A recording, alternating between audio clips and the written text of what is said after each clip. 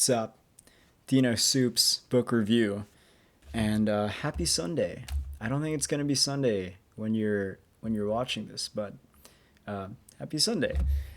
Today we're gonna be looking at Siddhartha by Herman Hesse, and I just want to say that I don't have much historical religious context behind it, but I would just like to share my thoughts, if that's okay. Um, But yeah, I've recently been interested in meditation. I took a meditation class in high school, and we have tough weeks sometimes. We have chaotic weeks. Sometimes we just want to clear our heads. And my friend recommended this book to me, and part of it is about meditation and following a life of like asceticism. But it is so much more, and I want to call it a journey, because that's what it is. It's a journey. If you are at all interested in taking a journey, or if you have ever asked yourself, what is the meaning of life? And you are interested in a story that goes along these questions and ideas, then please pick it up because I don't want to spoil anything. It's basically a story about a man who leaves his past life behind to figure out the meaning of life. He meditates. He follows a life of wealth, power, and women, and he does everything he can, and he finds it in the end through his own way. And I don't want to explain that way if you haven't read it, but if you don't care enough to read it, or if you have already read it and you just want to hear my thoughts, well, here they are. First, there's this idea that permeates much of Siddhartha's actions, in that he believes that you can learn a lot of things, but one thing you can't learn is experience. That's something you have to go out and figure out on your own.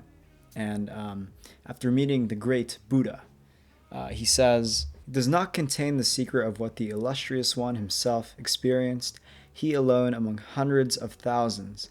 That is what I thought and realized when I heard your teachings. That is why I'm going on my own way.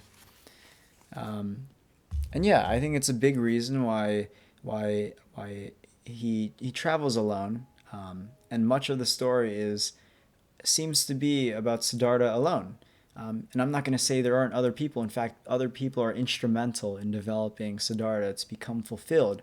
But in some areas, it's a lonely journey. And I think a lot of it has to do with the fact that Siddhartha is going off on his own path and experiencing things for himself.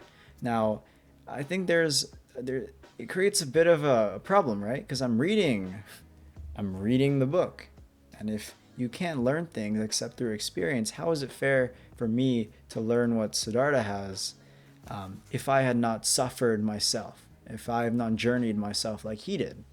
And I don't know, that's just something you can discuss in your own brain. But yeah, I think it's an interesting concept.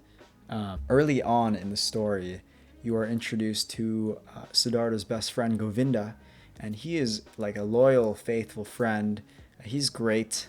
He's the definition of a good friend. He tries to quell any of Siddhartha's doubts because Siddhartha's going through all of this meditation, this fasting, this standing in the cold, and he doesn't know if he'll ever reach the end goal.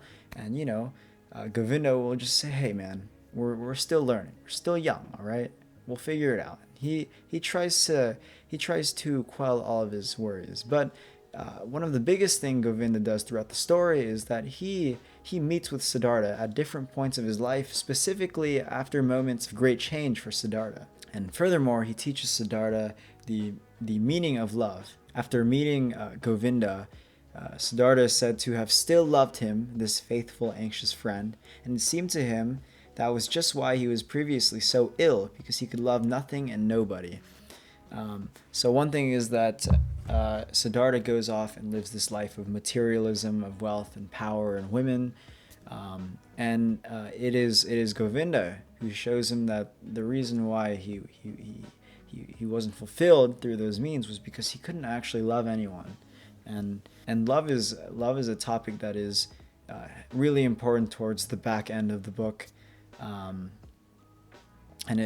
it's visited throughout the entire novel, really. But Yeah. At this point, I'm not really gonna go much into the story, but I'd like to share a few of my favorite quotes. So after learning from the river, which is what Siddhartha spends the back third of the book doing, he says, "Have you also learned that secret from the river, that there is no such thing as time?"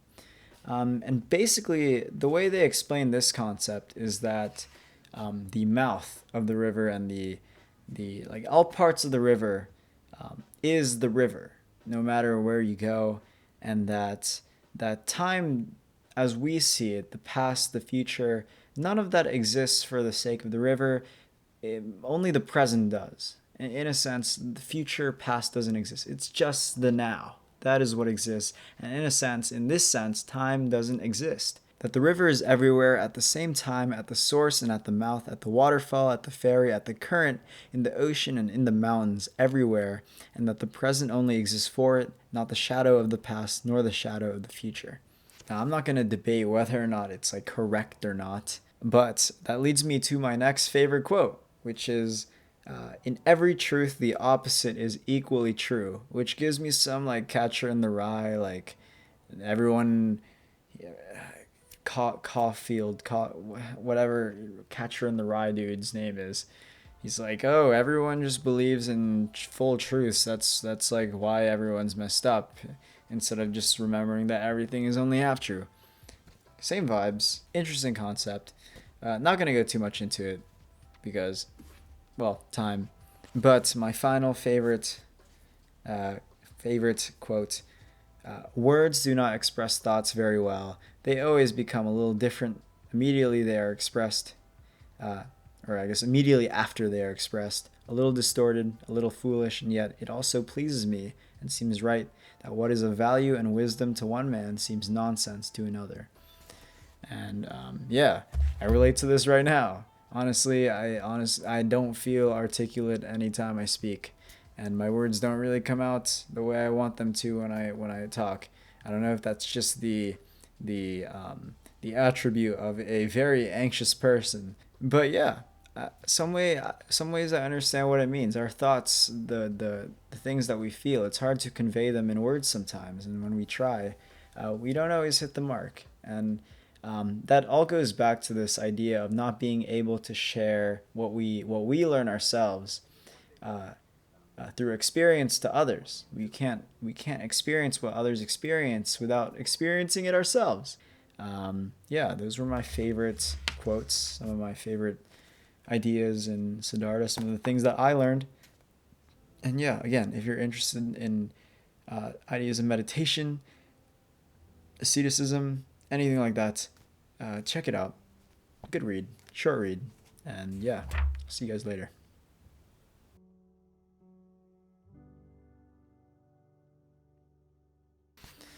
Um,